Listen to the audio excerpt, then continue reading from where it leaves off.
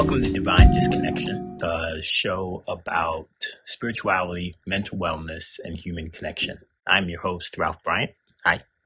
Uh, and this will be a weekly show that will be a combination of conversations with myself, as well as conversations with other spirit-led coaches and seekers and skeptics about the spiritual journey. I have been a spiritual seeker for my whole life. I started out wanting to be a pastor in a Christian church, and that was taken away from me when I turned 13 years old. I was sexually assaulted, and and I was told that the reason why I was assaulted was that God was punishing me. And that set me back because up until that point, growing up with both my, disconnected father and an overwhelmed mother, single mother, I did not have much else to hold on to other than my faith. And when I was told that I was being punished by God, it really sent me on a tailspin that has impacted every decision, every part of my life since then.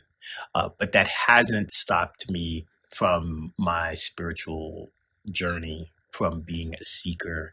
And I've traveled all over the place, not intentionally having a spiritual journey. I don't think I would have called it that, especially when I was younger, but it was a desire to connect to something that was greater than myself. And so I've dabbled in a bunch of different things. When I was a teenager, I went to India and stayed in an ashram. When I came back, I explored joining the Nation of Gods and Earths, which is a street religion that's kind of a cross between Islam and Christianity. That's very much connected to hip hop. It's based in New York City. I went to the Million Man March in Washington, D.C. With the Nation of Islam, and then I've also kind of studied and done some research on Islam and much of the other world religions, as well as participating in lots of New Age spiritual practices like tarot and Reiki and breath work. You name it, I have tried it. But I didn't really understand why I was trying and where I was trying to go on my journey. And where my struggle was recognizing that I didn't believe, and I never joined anything else. And the reason why I didn't is because I had accepted that organized religion was not for me. I believe firmly that organized religion has done more harm than few other, kind of institutions in the world. It is designed to often make us feel small and insignificant to God and its leadership, and in some ways it's kind of blocking the direct relationship that I really believe firmly that spirituality and the opportunity for spirituality presents. I do not believe that there should be, or that there is, any barrier between direct communication with you and God. And so anytime that there is a religion involved, there is this barrier that blocks. Not to mention all of the ways that religion is harmful to women often, but is harmful to the way that we think about ourselves. So I didn't want to be a part of that. What I believe is can be destructive and really harmful.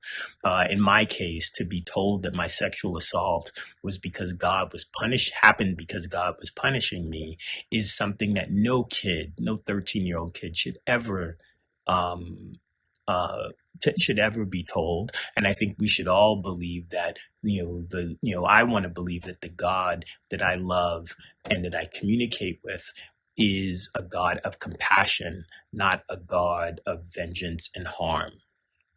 I don't want to believe that today, as I spent much of my life doing, uh, I don't want to believe that I, that God was punishing me. Maybe God was teaching me something.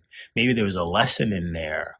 Uh, but I want more out of my relationship with God. And I am striving and will not accept anything other than greatness and deeper connection that is positive and designed to help me be better, not designed to make me feel worse about myself or feel subservient to feel subservient or to feel weak or to not feel fully and completely respected.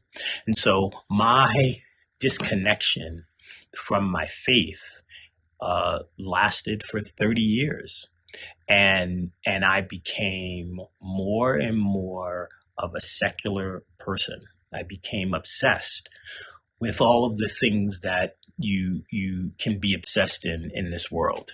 I had a great job, I had a great house, I had stuff, lots of stuff. I eventually had two great kids, but even though I had all those things, I still did not feel loved. I still did not feel accepted and connected to something deeper because I didn't feel those things about myself.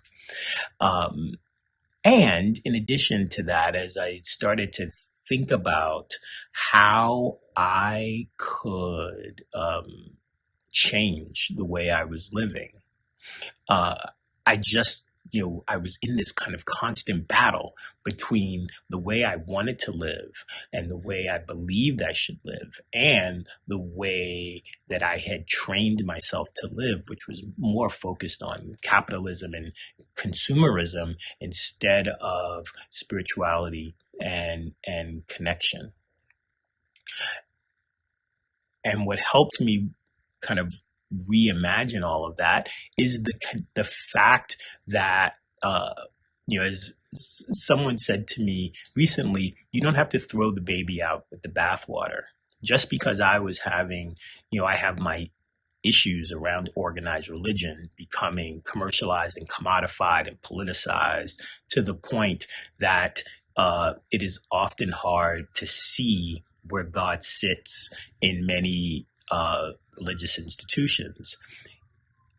Even though I saw all of those things, I also desperately needed and wanted a connection to something greater than myself. Uh, and as I got older, I began to struggle more and more with my mental health in the way that my mother did and her mother did before her. So it was third generation to suffer with mental health, and eventually I was unable to sleep and work and kind of function, and ultimately ended up being hospitalized. And while I was in the hospital, I had the greatest gift that one could receive. A fellow patient came up to me when I first arrived and whispered into my ear, "God is greater than your storm." And when she did that, it set a fire inside me. It reminded me, one, about the power of the divine, but more so, it reminded me that I have a choice, that I could look at my faith, I could look at my spiritual practice in a drastically different way than I had allowed myself to do so before. And so as soon as I got out of the hospital, I started planning to drive across the country because I wanted the time to commit to myself to understand what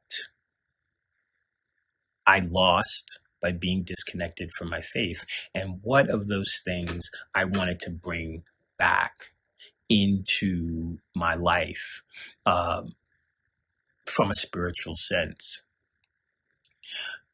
And that's not easy to do, to separate those two, especially if you have trauma connected to to it. And what I ended up, and is a very long story to tell, which I'll tell in a separate episode about the um, the night of my spiritual awakening, in which I had a direct download from the universe that is as clear to me as it was as clear to me as this video will hopefully be clear to you. And what it uh, reminded me or instilled in me is that there was a need, and there is a need for a new conversation about spirituality, for a new way of thinking about how we as people of faith move through the world and untethered by our connection to organized religion, if that is something that that you need to do. And this is something that should concern organized religion, because those numbers are dropping. The people are frustrated by the restrictions and the things that keep us kind of pinned in, and want a way to practice spirituality that feels both organic and natural to them without feeling regimented and restricted. And so I believe that we need to create a new set of commitments, um, not commandments, but a new set of commitments uh, that are focused on recognizing our deepest connection to um, our divine essence, and that also recognizing is that God lives inside each of us, and that we all have the responsibility and the opportunity to have a covenant and a relationship with God if we just look inward and not look externally. And we can certainly find God's grace externally. We can find them in the trees. We can find them in lakes. We can find them in on the hikes and on hiking and mountains. And we can connect to that divine essence in so many different ways. But it is as individual as a fingerprint how we practice and should be forever. And and so these commitments, which I'll talk about and start to kind of unpack, is a way that we become stewards of our own spirituality, that we also creates a way for us to communicate about our spirituality to others, and also creates a way of to define shared values for how not only we should interact in the world, but interact with each other. But I know that I don't have it all figured out.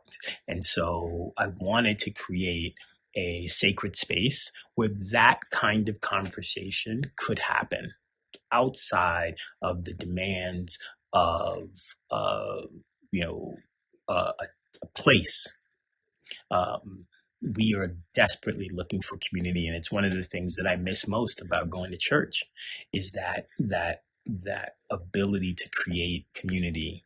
And so I'm hoping that we're going to be able to do that on this show, and we will be bringing on guests and folks that have shared values, or have or on their own spiritual journeys, and we'll talk openly about where they were and how they got to where they are.